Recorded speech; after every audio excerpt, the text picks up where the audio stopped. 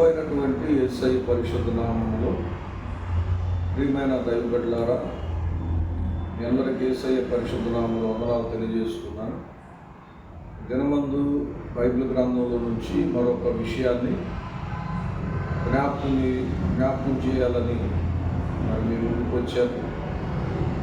ఆది కాండంలో 1వ అధ్యాయం 14వ వచనం నుంచి 19వ వచనం వరకు ఉన్నటువంటి విషయాలు బైబిల్లో ఏవైతే రాయబడ్డాయో ఆ విషయాలను ఒకసారి జ్ఞాపకం చేస్తాను. అందరూ జాగ్రత్తగా విని దేవుని యొక్క ఆశీర్వాదం పొందుకోండి. దేవుడు మరి సూర్యుని, చంద్రుని, నక్షత్రాలను సృజించినటువంటి మరి వాక్యము 14వ వచనం నుంచి 19వ వచనం వరకు రాయబడ్డాయి. ఎందుకని దేవుడు సూర్య, చంద్ర, నక్షత్రాలను సృజించాడు? ఒక 2-3 మాటల్లో ఈ విషయాలు తెలియజేస్తాను. ఎందుకు చేశాడంటే కొన్ని కారణాలు దేవుడికి ఉన్నాయి. దేవుడు కొన్ని ఆలోచనలతో, సంకల్పంతో చేశాడు. ఏమిటి ఆ సంకల్పం? వాటిని చేయటంలో ఉన్నటువంటి దేవుని యొక్క ఆలోచన ఏంటో తెలుసుకుందాం. మొదటిగా సూర్యుడిని, చంద్రుడిని, నక్షత్రాలని బైబిల్లో రాయబడి ఉంది. సూర్యుడినేమో పెద్ద జ్యోతి అనబడింది, చంద్రుడినేమో చిన్న జ్యోతిగా లిఖించబడింది ఈ వచనాల్లో. అయితే సూర్య, చంద్ర, నక్షత్రాలు సృజించడంలో దేవుని యొక్క మొదటి సంకల్పం ఏంటంటే పగటిని, రాత్రిని వేరుపరుచుటకు దేవుడు సూర్య, చంద్ర, నక్షత్రాలను సృజించాడు. మొదటిగా గమనించండి, పగటిని, రాత్రిని వేరుపరుచుటకు దేవుడు సూర్య, చంద్ర, నక్షత్రాలు సృజించాడు.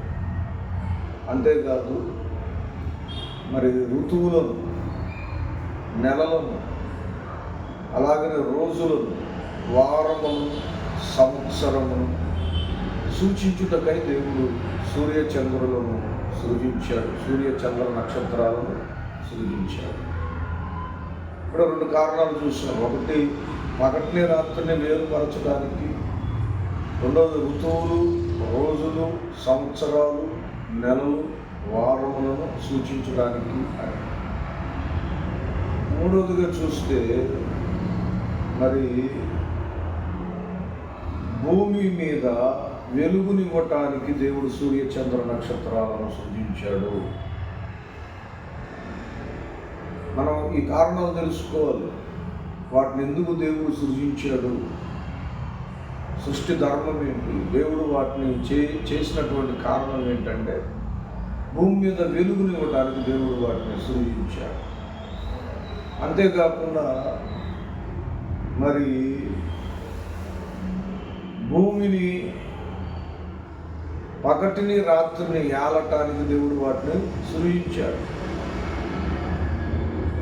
పగటిని, రాత్రిని ఏలటానికి దేవుడు వాటిని సృజించాడు. మనల్ని ఏలటానికి కాదు, మనుషులను పరిపాలించడానికి కాదు, మనుషుల మీద అధికారం చేయడానికి కాదు. సూర్య, చంద్ర, నక్షత్రాలను దేవుడు సృజించడంలో ఉన్నటువంటి ఆయన సంకల్పం ఏంటంటే పగటిని, రాత్రిని వేరుపరచడానికి, ఋతువులను, రోజులను, సంవత్సరములను సూచించడానికి, భూమి మీద వెలుగునివ్వడానికి, మరి పగటిని, రాత్రిని ఏలటానికి దేవుడు వాటిని చేశాడు. మనుషులను ఏలటానికి కాదు. అంతేకాకుండా మరొక విషయం ఏంటంటే మనుషులు వాటిని పూజించడానికైతే దేవుడు వాటిని చేయలేదు.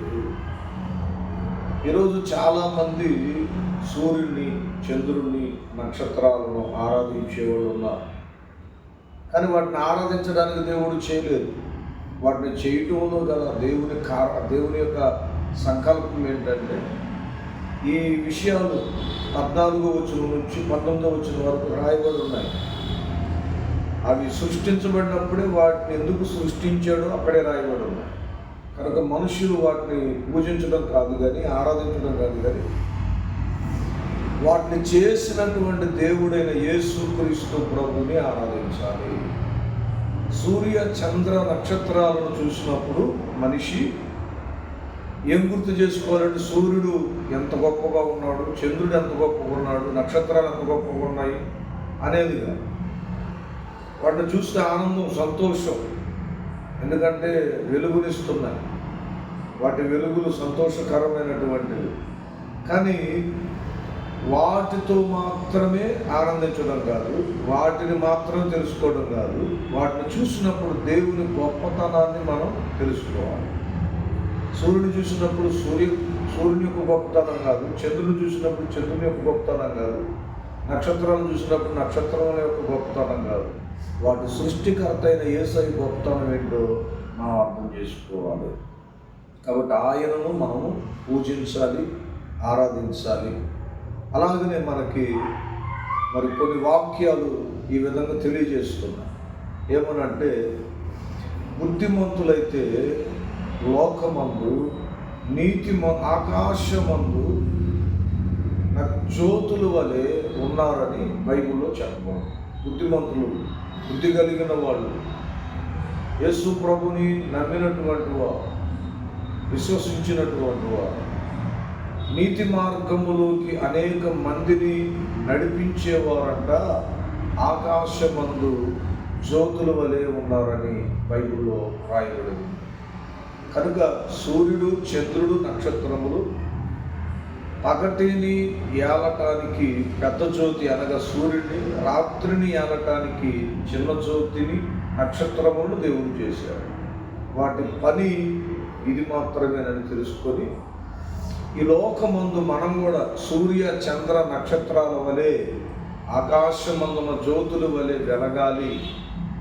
ఫిలిప్పీయులకు రాసిన పత్రికలో కూడా ఏమంటాడంటే, ఈ లోకములో ఉన్న ప్రజల మధ్యలో మీరు జీవవాక్యమును చేతపట్టుకొని జ్యోతుల వలె ఉన్నారని దేవుని వాక్యం సెలవిస్తుంది. కనుక ఆ సూర్య చంద్ర నక్షత్రాల వెలుగు ఏ విధంగానైతే భూమి మీద రాత్రి వేళ పగటి వేళ ప్రకాశిస్తూ ప్రజలను మరి నడిపిస్తూ ఉన్నాయో, అదే రీతిలో మనం కూడా సత్యములోకి, దేవుని ప్రకాశమానమైన సత్యం అనే వెలుగును ప్రకాశింపజేసి సత్యములోనికి ప్రజలను నడిపించాలి. కనుక అనేక మంది ఈ వెలుగులోకి నడిపించబడును గాక. దేవునికి స్తోత్రం కలుగును గాక. ఆమేన్.